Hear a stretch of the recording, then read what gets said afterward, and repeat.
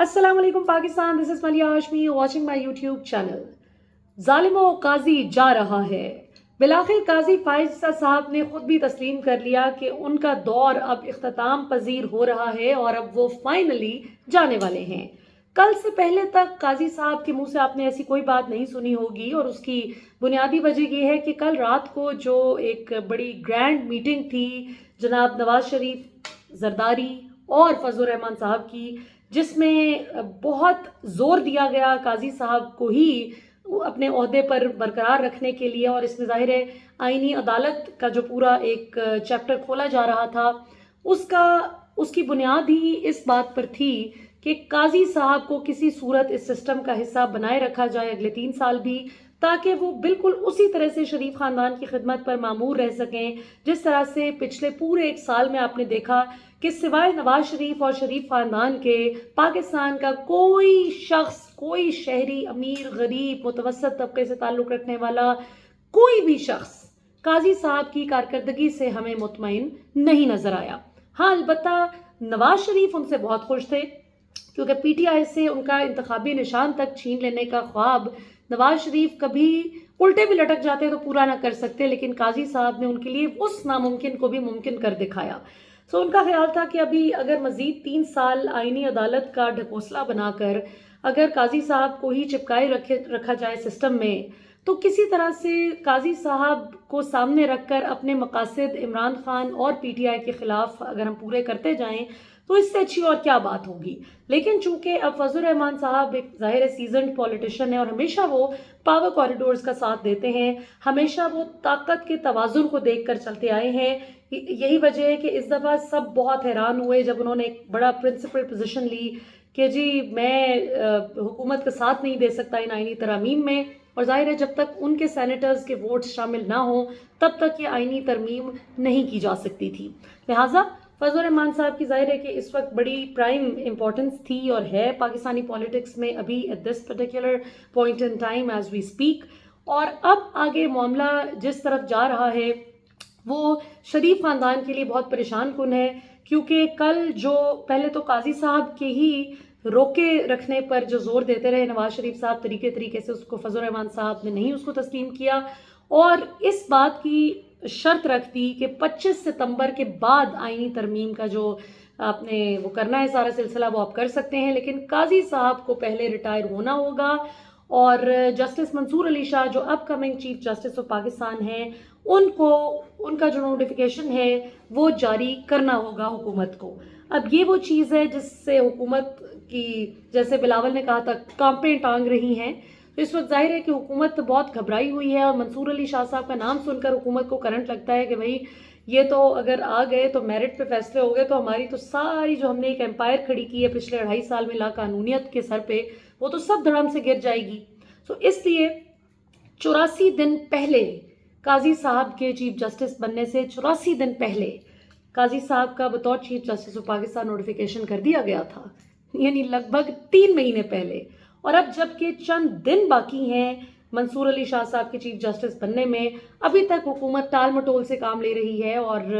ان کا نوٹیفیکیشن نہیں کر کے دے رہی۔ یہ ایک بڑی دلچسپ صورتحال ہے کہ منیب فاروق اور یہ ان کے کچھ ہم نوا جو صحافی ہیں، جو طاقتور حلقوں کے ترجمان بن کے اپنے آپ کو بڑا پہلوان سمجھتے ہیں، وہ بھی بڑی اس طرح کی باتیں کر رہے ہیں کہ نہیں دیکھیں سسٹم کے مطابق چلنا پڑے گا، نظام بڑا طاقتور ہوتا ہے، نظام کے مطابق چلنا پڑے گا چیف جسٹس کو۔ یعنی ان کا یہ کہنے کا مطلب یہ ہے کہ اسٹیبلشمنٹ کے حساب سے چلیں گے چیف جسٹس تو وہ چل سکیں گے، اگر وہ اسٹیبلشمنٹ کی مرضی کے بغیر چلنے کی کوشش کریں گے، اگر وہ بالکل میرٹ پہ فیصلے کریں گے اور یہ نہیں دیکھیں گے کہ حکومت کس بات پہ خوش ہوتی ہے یا ناراض ہوتی ہے، اسٹیبلشمنٹ کس بات پہ خوش ہوتی ہے یا ناراض ہوتی ہے، مجھے میرٹ پہ فیصلہ کرنا ہے، چاہے پی ٹی آئی مجھ سے خوش ہوتی ہے ناراض ہوتی ہے، میں نے میرٹ کو دیکھنا ہے۔ اب یہ بات ظاہر ہے کہ یہ طاقتور حلقوں کو بھی، حکومت وقت کو بھی یہ بات وارا نہیں کھاتی، اور اس مقصد کے لیے پھر یہ کچھ صحافی حضرات جو آج کل بڑی خوشی سے ترجمان بنے ہوئے ہیں حکومت وقت کے بھی اور اسٹیبلشمنٹ کے بھی، ان آفیشیل اسپوکس پرسنز بنے ہوئے ہیں، یہ اب اس طرح کا میسج سرکولیٹ کرنے کی کوشش کر رہے ہیں کہ دیکھیں اگلا چیف جسٹس اگر قاضی فائز عیسیٰ نہیں بھی رہتا اگلے 3 سال کے لیے تو جو بھی آئے گا وہ نظام کے حساب سے چلے گا، یعنی جو کچھ نظام کی خواہش رہی ہے پچھلے 2.5 سال سے اس کے مطابق چلے گا تو چلے گا، ورنہ نہیں چل سکے گا۔ جبکہ دھمکانے کا سلسلہ اور آرم ٹویسٹنگ کا سلسلہ تو اس حد تک بدصورت ہو چکا کہ پچھلے کئی ماہ سے ہم دیکھتے آئے ہیں کہ کبھی کسی ایم این اے کو اٹھا لیا، کبھی کسی ایم این اے کے رشتہ دار کو پکڑ لیا، کبھی کسی سینیٹر کے بچے کے اغوا ہونے کی خبریں۔ ابھی رات کو ہی ہم سن رہے تھے کہ شاہ محمود قریشی صاحب کی بہو اور ان کے بیٹے زین قریشی کی بیوی کو آدھی رات کو جس طرح سے ابڈکٹ کر لیا گیا اور پھر ظاہر سوشل میڈیا پہ اچانک شور مچا تو اس کو پھر فوری طور پر چھوڑ دیا گیا۔ اسی طرح اختر مینگل صاحب کہتے ہیں کہ ان کی اسلام آباد کی رہائش گاہ پہ جس طرح سے دھاوا بولا گیا ہے، جس طرح سے ان کے سینیٹرز کو دھمکایا جا رہا ہے، ڈرایا جا رہا ہے، یہ سب کچھ جس مقصد کے لیے کیا جا رہا تھا وہ قاضی صاحب کو زبردستی قاضی وقت کے طور پہ اس عہدے پر اگلے 3 سال کے لیے چپکائے رکھنے کی کوشش تھی۔ لیکن اب ظاہر ہے جب نواز شریف اور زرداری نے دیکھا کہ ہم نے اتنا عشائیہ بھی دیا ہے، اتنا پروٹوکول دے کے بھی فضل الرحمان صاحب کو ہم نہیں کنونس کر پائے اس بات پہ، تو ظاہر ہے کہ وہ اس وقت گراؤنڈ ریالٹی دیکھ رہے ہیں۔ فضل الرحمان صاحب کو بھی ٹھنڈ پڑ چکی ہے پچھلے 2.5 سال میں، کیونکہ جس وقت اپریل 2022 میں عمران خان کی حکومت کا تختہ الٹا تھا تو سب سے زیادہ لڈیاں ڈالنے والوں میں فضل الرحمان صاحب کا بھی شمار ہوتا تھا، جو فخر سے کہتے تھے۔ ایک طرف بلاول کہتا تھا کہ وائٹ ہاؤس نے نہیں عمران خان کی حکومت گرائی، بلاول ہاؤس نے گرائی ہے،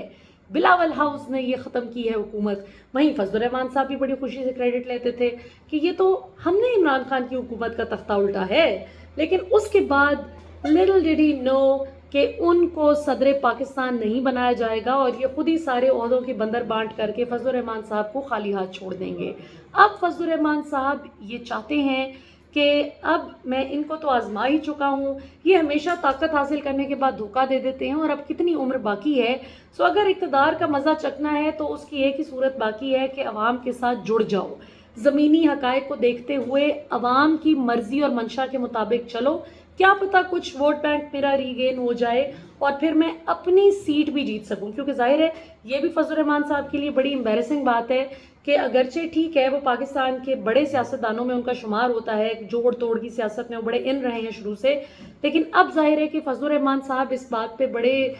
شرمندہ بھی ہیں اور غمزدہ بھی ہیں کہ علی امین گنڈا پور نے ان کو جس طرح سے شکست دے دی اور اپنا حلقہ ہارے ہوئے ہیں فضل الرحمان صاحب، تو یہ چیز بھی ظاہر ہے کہ وہ اس کو ریوائیو کرنا چاہتے ہیں کہ کم از کم میرا اپنا ذاتی پولیٹیکل کیپٹل تو ریوائیو ہو نا، یہ تو نہیں کہ مجھے کل کے بچے 10 12 سال کے بچے تانے دے رہے ہیں آج کل سوشل میڈیا پہ کہ آپ تو اپنی سیٹ نہیں جیت سکے۔ تو ظاہر ہے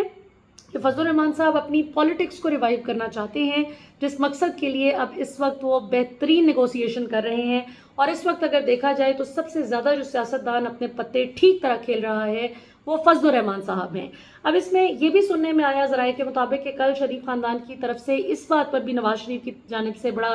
زور دیا گیا ہے ذرائع کے مطابق کہ فضل الرحمان صاحب اگر آپ آئینی عدالتوں کے لیے نہیں مانتے، اگر آپ قاضی فائز عیسیٰ کو نہیں رکھنا تو پھر آئینی عدالت کا ہمیں کیا فائدہ، کیونکہ جس طرح سے وہ ہمارے اشاروں پہ چلا ہے اس طرح سے تو کوئی بھی نہیں چلتا، تو پھر اگر ہم آئینی عدالت کی بات سے پیچھے بھی ہٹ جاتے ہیں تو آپ کم از کم یہ جو اسپیشل آئینی بینچ بنانے کی بات ہو رہی ہے سپریم کورٹ میں، کچھ ایسا کرنے میں ہمیں سپورٹ کر دیں کہ فوجی عدالتوں میں ٹرائل ہو جائے سویلینز کے اور اس میں ہم کسی طرح سے عمران خان کو پھڑکا سکیں۔ اب یہ وہ چیز ہے جس مقصد کے لیے ان کو قاضی صاحب کی ضرورت تھی، کیونکہ ظاہر ہے انتخابی نشان چھیننے سے لے کے مخصوص نشستیں چھیننے سے لے کے حکومت کے وکیل جہاں کمزور پڑ جائیں وہاں پہ خود ان کی جگہ دلائل دینے تک قاضی صاحب نے ہر جگہ نواز شریف کا مقدمہ ان سے زیادہ بڑھ کے لڑا ہے، اور افسوس کے ساتھ کہنا پڑتا ہے کہ پاکستان کے چیف جسٹس کی بجائے شریف خاندان کے چیف جسٹس کے طور پہ یہ جو ہے ابھر کے سامنے آئے اس 1 سال میں۔ سو اب جو صورتحال ہے وہ بڑی دلچسپ ہے، اور وہ یہ کہ قاضی صاحب اگر نہیں بھی رہتے تو عمران خان کو کسی طرح سے فوجی عدالتوں کے ہاتھے چڑھایا جا سکے۔ یہ خواہش ضرور ہے میاں صاحب کی، لیکن اس پہ بھی فضل الرحمان صاحب نے کہا کہ ٹھیک ہے میں آپ کو مشورہ کر کے بتاؤں گا، مشاورت کروں گا۔ اب ذرائع کے مطابق نہ ان کی اپنی پارٹی اس پہ مان رہی ہے اور نہ ہی پی ٹی آئی کے جو سینیٹرز ہیں اور پی ٹی آئی کے ایم این ایز ہیں نہ ہی وہ اس پہ رضامند ہو رہے ہیں۔ پی ٹی آئی کی ویسے جو بھی آپ کو بیرسٹر گوہر اور یہ جتنی بھی لیڈرشپ اوپر نظر آتی ہے، یہ جتنی بھی آپ کو ٹمڈ، ویک اور بزدل نظر آئے، لیکن یہ بات یاد رکھیں کہ پی ٹی آئی کے سینیٹرز اور پی ٹی آئی کے ایم این ایز جو ہیں وہ 99% ایسے ہیں کہ ان کو پتہ ہے کہ اگر ہم عمران خان کو دغا دیں گے تو عوام ہمارا مکمل بوائیکاٹ بھی کرے گی اور عوام ہمیں اس قابل ہی نہیں چھوڑے گی کہ ہم پاکستان یا پاکستان سے باہر کہیں پہ بھی سکون سے رہ سکیں. سو عزت اور سکون اسی میں ہے کہ جس کے نام کا ووٹ لے کر آئے ہیں یا جس کے نام کی سیٹ ہمیں سینٹ میں ملی ہے ہم اس کے ساتھ وفا کریں. زیادہ تر تو خوشی سے وفا کر رہے ہیں اور جو نہیں بھی کرنا چاہتے اور جو بکنا بھی چاہتے ہیں ان کی مجبوری بن چکی ہے اب اس وقت وفا کرنا. سو اب اس وقت عمران خان کو دغا دینا ممکن نہیں رہا عمران خان کی جماعت کے لوگوں کے لیے. سو یہ بہت مشکل ہوگا ان کے لیے. بڑے باوثوق ذرائع بتاتے ہیں کہ یہ بڑا مشکل ہوگا فضل الرحمان صاحب کا اس بات پر ہاں کہنا یا کنونس کر پانا پی ٹی آئی کو, اور نواز شریف کو اس بات میں بھی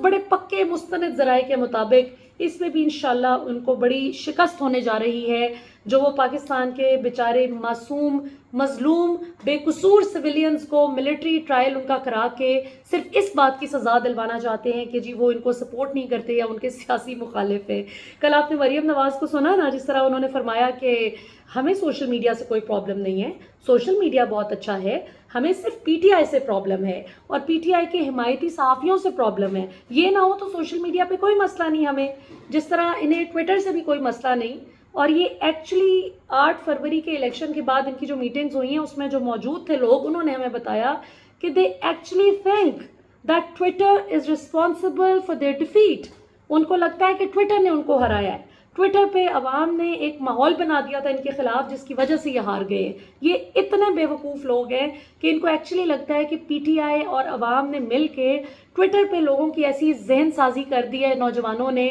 کہ ہمیں ووٹ نہیں پڑا. جس طرح کل مریم کہہ رہی تھی نا کہ یہ جو ہمارے خلاف اسٹوڈنٹس کو بھڑکایا گیا ہے یہ باہر بیٹھے اکاؤنٹس اور پشاور میں بیٹھے اکاؤنٹس نے بھڑکایا, ہمیں پتہ ہے ان لوگوں کا. اور ابھی 38 صحافیوں پلس سوشل میڈیا یوزرز کے خلاف مقدمے بھی جو بنا لیے ہیں اور پوری لسٹ سب چل رہی ہیں سوشل میڈیا پہ کہ ان لوگوں کے خلاف جو ہے وہ مقدمے چلیں گے کہ انہوں نے پنجاب کالج انسیڈنٹ پہ جھوٹ کیوں بولا. بھئی جھوٹ کی کیا بات ہے؟ اگر جھوٹ بولنے کی بات ہے تو پہلا مقدمہ آپ اپنے وزیروں پہ درج کریں, ان کے خلاف. عظمہ بخاری کے خلاف درج کریں, اپنی وزیر اطلاعات کے خلاف جنہوں نے کہا کہ ہم نے گارڈ کو زیر حراست ہے, وہ اس کو پکڑ لیا ہے گارڈ کو. اگر یہ واقعہ ہی نہیں ہوا تھا تو گارڈ کو کیوں پکڑا ہے؟ اور پھر اسی طرح جو آپ کے وزیر تعلیم ہیں انہوں نے کیوں کہا سکندر حیات نے کہ ہم اس کالج کی رجسٹریشن کینسل کر رہے ہیں اس کیمپس کی, اور یہ واقعہ بالکل ہوا ہے. پھر آپ کے اسپیکر اسمبلی جو ملک احمد خان ہیں انہوں نے یہ بات اس بات کی تصدیق کیوں کی؟ کیوں آپ کے وزراء کہتے رہے آن ریکارڈ کہ بھائی ویڈیو ڈیلیٹ کر دی ہے اس واقعے کی اس کالج کے کیمپس نے؟ یہ ساری باتیں تو آپ کی حکومت کہتی رہی ہے. صحافیوں نے تو وہ رپورٹ کی ہے جو آپ کی حکومت نے بتایا ہے, یا جو بچے وہاں پہ بتا رہے تھے جو کہتے ہیں کہ بھئی ہم نے دیکھا ہے. اب یہ ذرا آپ ایک چھوٹی سی ویڈیو دیکھیں کہ اس میں جو بچی کل بتانے کی کوشش کر رہی ہے کہ میں نے تو نہیں اپنی آنکھوں سے دیکھا یہ سارا واقعہ ہوتے ہوئے, لیکن جس بچی نے دیکھا ہے اس کی بھی ویڈیو موجود ہے, یہ واقعہ ہوا ہے. اور ساتھ ہی مریم نے اس کا مائک چھین لیا ہے, مطلب مائک بند کر دیا ہے اور کہا کہ نہیں کوئی اس کا عینی شاہد نہیں ہے. Let's watch. آئی وٹنس کوئی تھا ہی نہیں.